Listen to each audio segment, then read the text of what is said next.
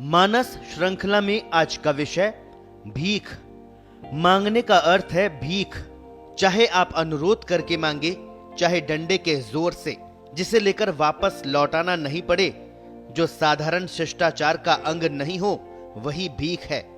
भीख मांगने वाला देने वाले के अनुपात में न केवल छोटा होता है, अपितु देने वाले का ऋणी भी हो जाता है। जिसके सिर पर कर्ज हो, उसके वहां सुख की छाया भी नहीं फटकती। प्रत्येक व्यक्ति चाहता है कि उसके सारे कर्ज इसी जीवन में चुक जाए। भीख मांगने वाला अपने कर्ज नहीं चुका पाता। आज तो व्यापार में भी लोग दुकान दुकान जाकर मांगने का काम करने लगे हैं। विपणन के सिद्धांतों में भीख का कोई स्थान नहीं है।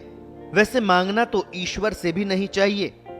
यदि ईश्वर में हमारी आस्था है, उसकी शक्तियों में आस्था है, तो उसकी समझ पर हमें विश्वास करना चाहिए।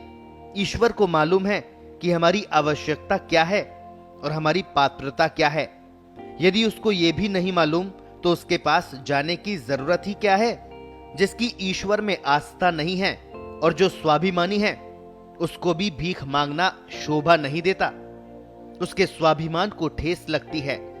कई बार देने वाला जब अपनी मर्जी चलाने का प्रयास करता है, तब आपको अपने सिद्धांत छोड़ने पड़ सकते हैं।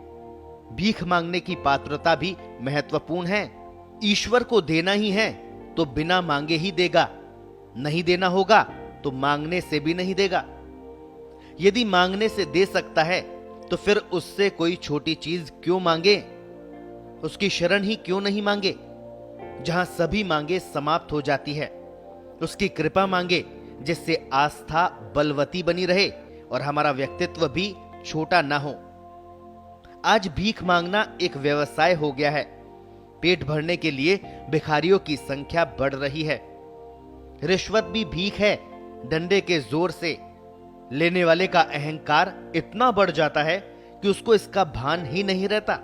न उस धन से मिलने वाले परिणामों का आकलन ही किया जाता है।